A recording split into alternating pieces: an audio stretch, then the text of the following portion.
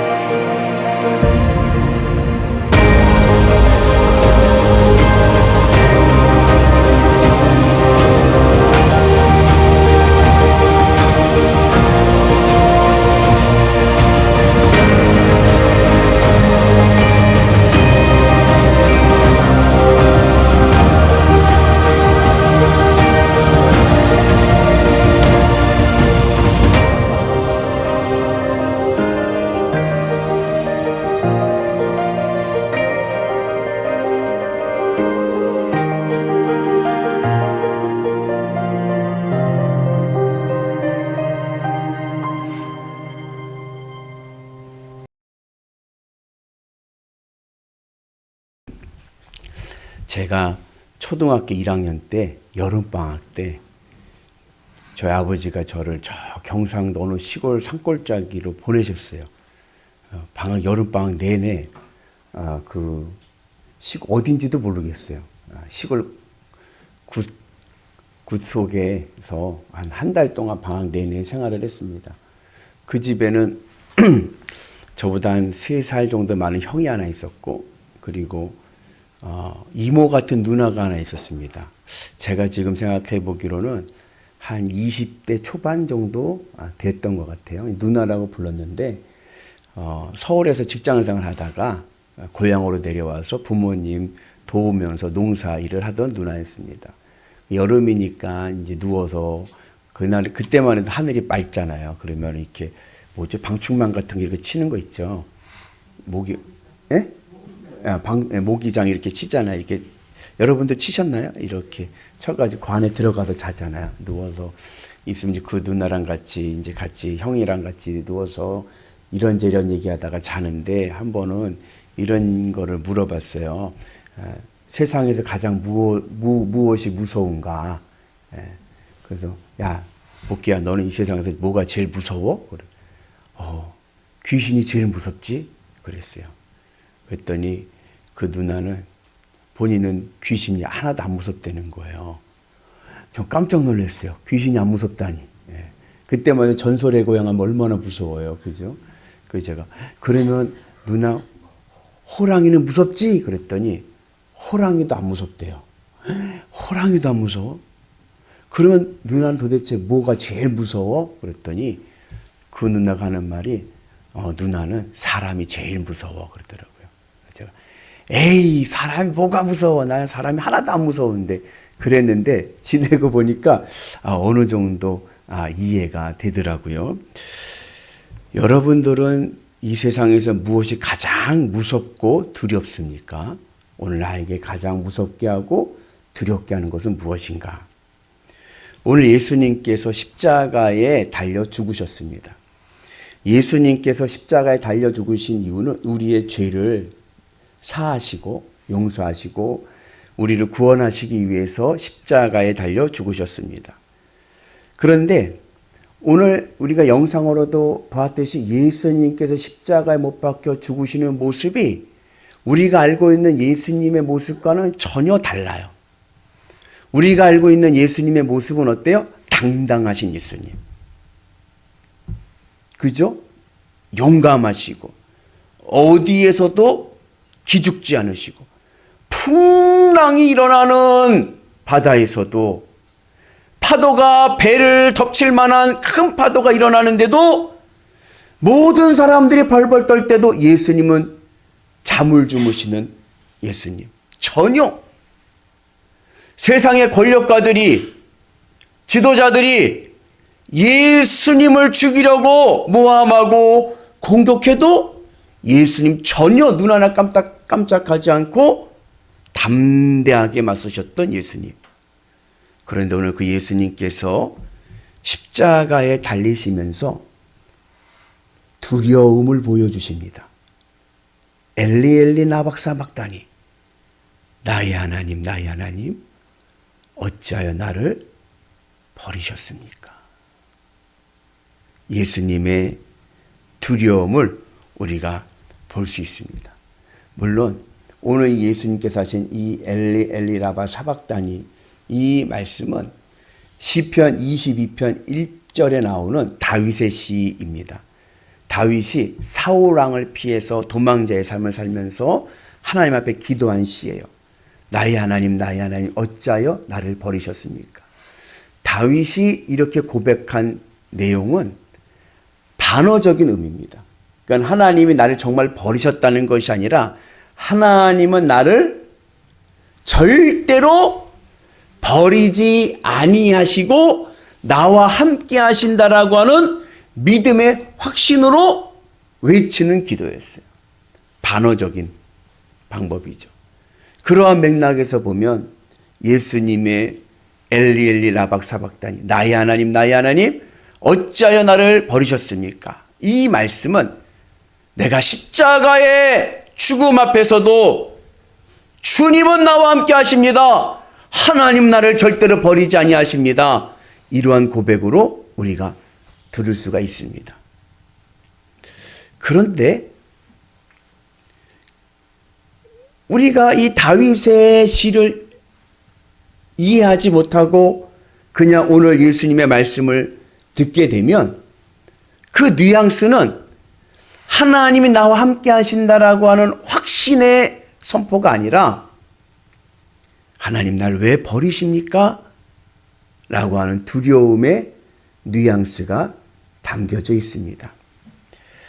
예수님은 무엇이 그렇게 두려우셨을까요? 그 두려움이 무엇으로 나타나냐면 예수님이 십자가에 못 박히실 때가 6시라고 그랬거든요. 6시는 정오의 12시예요. 6시부터 9시까지.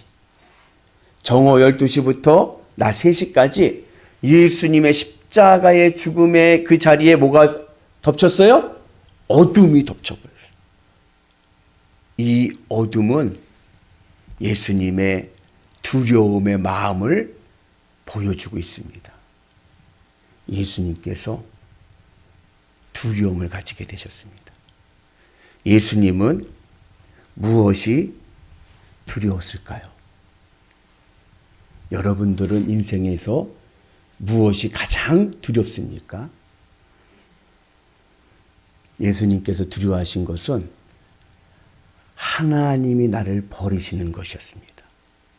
하나님과의 단절이 가장 두려웠습니다. 제가 영암에서 목회할 때 우리 개간지라고 해서 배농사를 크게 하는 집사님네 가정이 있었어요.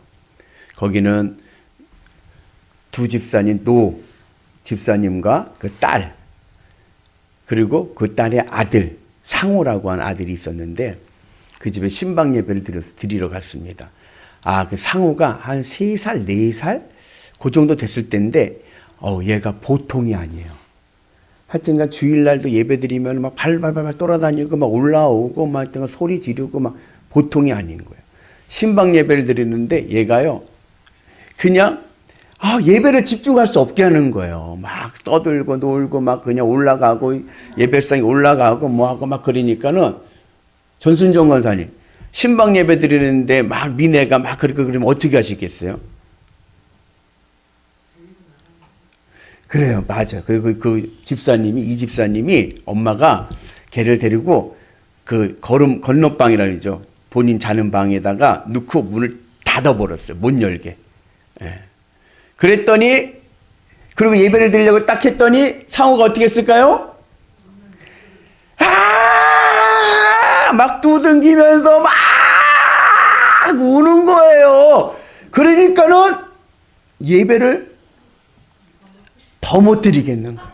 그래서 제가 집사님 상호 다시 데리고 와야겠어요. 그랬어요. 그랬더니 이 집사님 문을 딱 열었더니 걔가 어떻게 했을까요? 엄마 품에 탁 안겨가지고 떨어지지 않으려고. 그리고서는 엄마가 너 얌전히 있을 거야? 있겠대요. 그 예배를 드리는데요. 야, 그 꼬맹이가 엄마 품에 탁 안겨가지고요. 한 손가락 빨면서 그러고 있는 거예요. 왜 그랬을까요? 왜 그 방에 갇혀서 그렇게 소리 지르며 고래고래 소리 지르며 울면서 문을 두들겼을까요? 엄마가 떨어진 것이 두려운 거예요. 상우에게 가장 두려운 것은 엄마와의 단절입니다.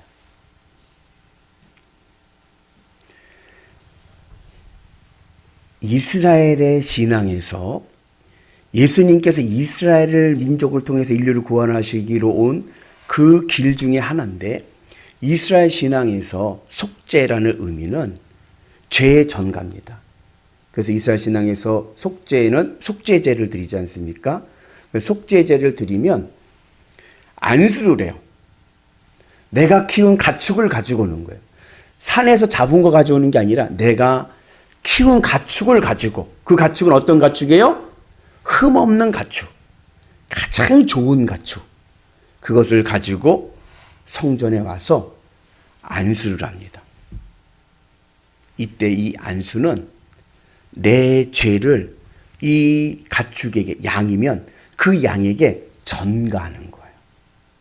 내 죄를 이 양에게 전가를. 그래서 이 양이 나를 대신해서 죽는 겁니다. 번제물로. 그러면 내 죄가 용서를 받는 거예요. 죄라는 것이 무엇입니까? 죄는 빗나가는 거예요. 내 마음의 화살이 하나님께 명중되지 않고 세상에 명중되는 것이 죄입니다. 그리고 그 죄의 결과가 무엇이죠? 하나님과의 단절이에요. 아담과 하와가 선악과를 먹는 죄를 통해서 어떻게 됐습니까? 에덴 동산에서 추방당했죠. 하나님과 단절된 거예요. 죄의 결과는 추방입니다.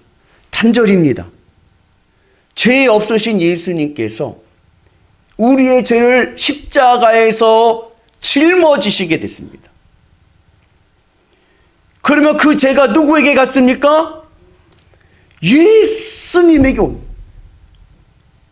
그 죄의 결과가 뭐라고요? 하나님과의 단절인 거예요.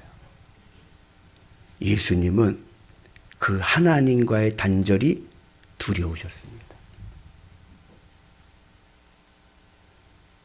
죄 없으신 예수님께서, 늘 하나님과 함께 하셨던 예수님께서 그 하나님, 내가 죄를 짊어짐을 통하여 죄로 인해 하나님과의 단절이 일어나는 것이 두려우셨습니다. 그래서 엘리 엘리 라마 사박다니, 나의 하나님 어찌하여 나를 버리십니까?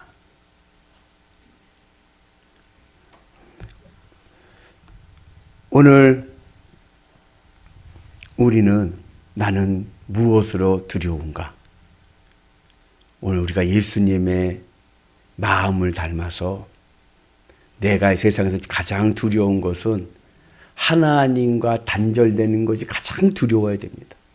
그것이 제일로 무서워야 돼요.